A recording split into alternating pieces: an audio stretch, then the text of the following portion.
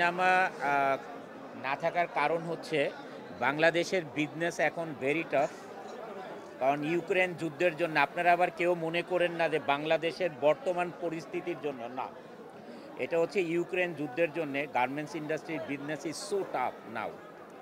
কারণ হরমুজ প্রণালী দিয়ে যে ভেসেল যেত, এটা আমেরিকা যেত 35 দিন, আর ইউরোপে যেত হচ্ছে ম্যাক্সিমাম 26 দিন।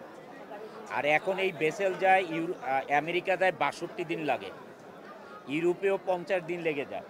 কারণ হরমুজ প্রণালী দিয়ে ভেসেল না যাওয়ার কারণে বায়াররা আমাদের দেশে এখন অর্ডার কমিয়ে দিয়েছে, সিজন আমরা ধরতে পারছি না বিদায়, এবং প্রাইস কমিয়ে দিয়েছেন। তা আমি চাই না যে আমাদের যে কর্মসংস্থান আছে, 12,000 লোক কাজ করে, এই কর্মসংস্থানে কোনো সমস্যা হোক, এই কারণে আমি ম্যাক্সিমাম এখন বিজনেসে ফোকাস দিই। আর রমজান মাসটা আমি আসলে সকাল থেকে মানে যদি বলি ভোর 4টা থেকে শুরু হয়, 4টায় উঠি, আলহামদুলিল্লাহ তাহাজ্জুদ নামাজ পড়ি, বেতের নামাজ পড়ি, তারপরে কিছু একটা খাই সেহারিতে, তারপরে ফজর নামাজ পড়ে ঘন্টাখানিক শুয়ে থাকি বা 2 ঘন্টা, তারপরে 1 ঘন্টা এক্সারসাইজ করি। এখন আর হেভি এক্সারসাইজ করি না যেহেতু রোজার দিন। তারপরে তো সারাদিন কাজ করি। আসলে আপনারা যেটা পছন্দ করেন, আমাদের দেশের ঐতিহ্য খাবার ছোলা বুট, তারপরে হচ্ছে পেঁয়াজু আলুর চপ, এটা আমারও ভালো লাগে, সবারই ভালো লাগে। ছোটোবেলা রোজার স্মৃতি যদি মনে পড়ে, অনেক সময় পানিতে ডুব দিয়েও পানি খেয়ে ফেলতাম, বলতাম যে এটা তো আল্লাহ দেখবে না, এটা মনে পড়ে। মানে এরকম থাকতাম আর কি, যে গলা শুকিয়ে গেলে গোসল করতাম, তখন মনে করতাম যে এখন যদি পানি খাই তাহলে আল্লাহ দেখবে না, এটা মনে পড়ে আর কি। এটা মনে হয় আপনাদের সবার একই অবস্থা। না, এটা আসলে আফসোস লাগে, দিকবাল ভাইও আমাকে দিয়ে দিয়ে আমিও মুখে নিয়ে ফেললাম। তবে ভালো হয়েছে যে আমার মনে হয়েছে যে আমি রোজা ছিলাম। রমজান মাসে এটাই মানে আসলে সবার জন্যে একটি পরামর্শ দিতে চাই, ভালোবাসার সহিত বলতে চাই।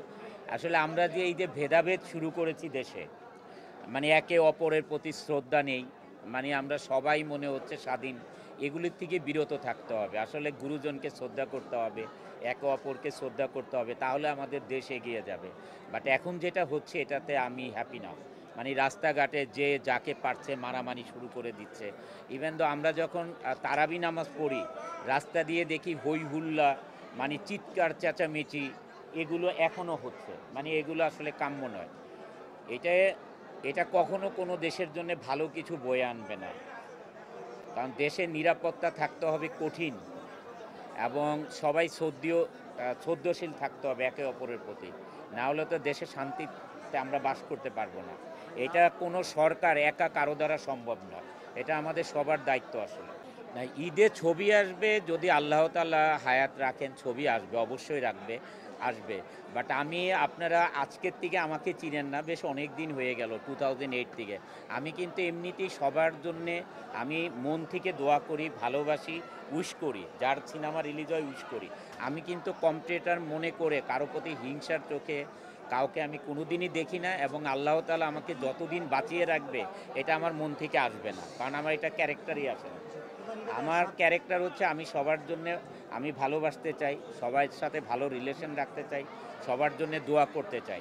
আর আপনি যেটা বলছেন যে এটা একটা কম্পিটিশন মার্কেট থাকলে সবার জন্য ভালো হয়, সেটা আসলে হল মালিকদের জন্যও ভালো হয়, দর্শকরাও মজা পায় যে এই ছবিটা দেখি, আগে দেখি বা এটা এরপরে যে দেখি, তাদের একটা চয়েস থাকে। তো এখন তো আমরা দেখি যে ঈদে অনেকগুলো ছবি রিলিজ হয়, এতে তো সমস্যা হচ্ছে না। শাকিব খান, মিশু সাহেব, সিয়াম সাহেব, সবাই খুবই ভালো অ্যাক্টর। তবে এখানে অবশ্যই শাকিব হচ্ছে ওনাদের সবার সিনিয়র, তাই তার ছবির চাহিদা একটু মার্কেটে বেশি, এটা আমরা অস্বীকার করতে পারবো না। হ্যাঁ, সেটা অস্বীকার করা যাবে না। তবে আমি চাই সবার ছবি ভালো চলুক, কারণ সবাই খুশি হবে। কারণ একটা আর্টিস্ট যখন একটা ছবিতে কাজ করে, তখন মানে তার সবচেয়ে বেশি স্যাটিসফ্যাকশন থাকে যখন মুভিটা সুপারহিট হয়। আর প্রডিউসারও তখন হ্যাপি থাকে যে আমি এই আর্টিস্টকে নিয়ে আবার কাজ করব।